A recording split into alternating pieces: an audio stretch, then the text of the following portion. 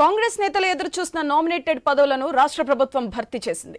మొత్తం 37 కార్పొరేషన్లకు చైర్మన్లను నియమిస్తూ ప్రభుత్వ ఉత్తర్వులు జారీ చేసింది. ఇప్పటికే కాంగ్రెస్ పార్టీలో చాలా మంది ఆశావాహులు దరఖాస్తు చేసుకున్నారు.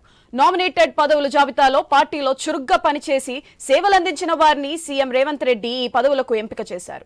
ఇటీవల అసెంబ్లీ ఎన్నికల్లో కాంగ్రెస్ పార్టీ విజయానికి కష్టపడి పనిచేసిన వారికి గుర్తింపునిస్తూ పదవులిచ్చారు. త్వరలో జరగనున్న పార్లమెంట్ ఎన్నికల్లో వీరు మరింత ఉత్సాహంగా పనిచేయడానికి పదవులు భర్తీ ఉపకరిస్తుందని పార్టీ భావిస్తుంది. కొందరు నేతలు లోక్సభ ఎన్నికల్లో పోటీ చేయడానికి టికెట్లు ఆశిస్తున్నారు. టికెట్ ఇవ్వలేకపోయిన వారికి కార్పొరేషన్ చైర్మన్ పదవులతో సర్దుబాటు చేశారు.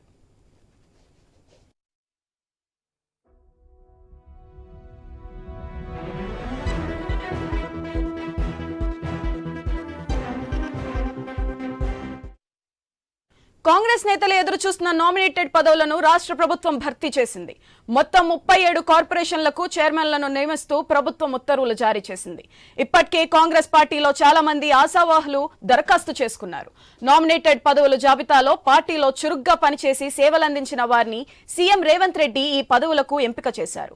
ఇటీవల అసెంబ్లీ ఎన్నికల్లో కాంగ్రెస్ పార్టీ విజయానికి కష్టపడి పనిచేసిన వారికి గుర్తింపునిస్తూ పదవులిచ్చారు. త్వరలో జరగనున్న పార్లమెంట్ ఎన్నికల్లో వీరు మరింత ఉత్సాహంగా పనిచేయడానికి పదవులు భర్తీ ఉపకరిస్తుందని పార్టీ భావిస్తుంది. కొందరు నేతలు లోక్సభ ఎన్నికల్లో పోటీ చేయడానికి టికెట్లు ఆశిస్తున్నారు. టికెట్ ఇవ్వలేకపోయిన వారికి కార్పొరేషన్ చైర్మన్ పదవులతో సర్దుబాటు చేశారు. ఇక దీనిపై మరింత సమాచారం మా ప్రతినిధి సునీల్ ఫోన్ లైన్ ద్వారా అందిస్తారు. సునీల్, చెప్పండి.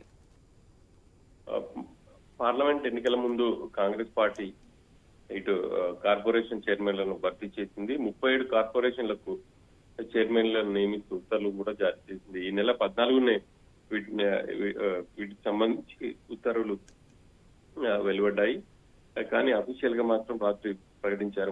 37 కార్పొరేషన్లలో కొంతమంది ఇటు గత ఎన్నికల్లో ఎమ్మెల్యే టికెట్లు ఆశించారు. ప్రస్తుతం ఎంపీ టికెట్లను కూడా ఆశిస్తున్న వాళ్ళు ఉన్నారు. పటేల్ రమేష్ రెడ్డి గతంలో సూర్యాపేట ఎమ్మెల్యే టికెట్ ఆశించారు.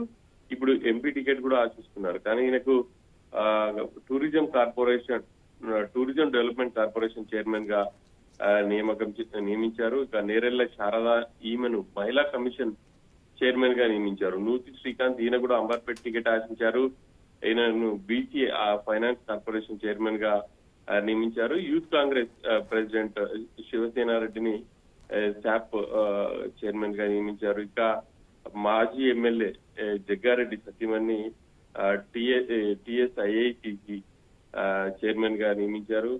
ఇక వీళ్లతో పాటు కాల్వ సుజాత వైశ్య కార్పొరేషన్ చైర్మన్ కి భద్రాచలం మాజీ ఎమ్మెల్యే కోడం వీరయ్య అటవీ అభివృద్ధి సంస్థ చైర్మన్ గా నియమించారు. కొంతమంది వీళ్ళు ఎమ్మెల్యే టికెట్ తో పాటు ఎంపీ టికెట్లు కూడా ఆశించారు. కానీ కాంగ్రెస్ వీళ్లను చైర్మన్లకు పరిమితం చేసిందని చెప్పాలి.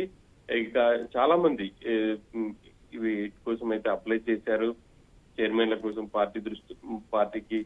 కానీ పార్టీ మాత్రం పార్టీ కోసం కష్టపడి పనిచేసి ఈ ఎన్నికల్లో మళ్ళీ వాళ్ళ సేవలు తీసుకునేందుకే ఈ నియామకాలు చేపట్టిందని చెప్పాలి. మొత్తం మీద అయితే లోక్సభ ఎన్నికలకు ముందు దాదాపు 37 కార్పొరేషన్లకు చైర్మన్లను ప్రకటించడం జరిగింది. Right, thank you Sunil.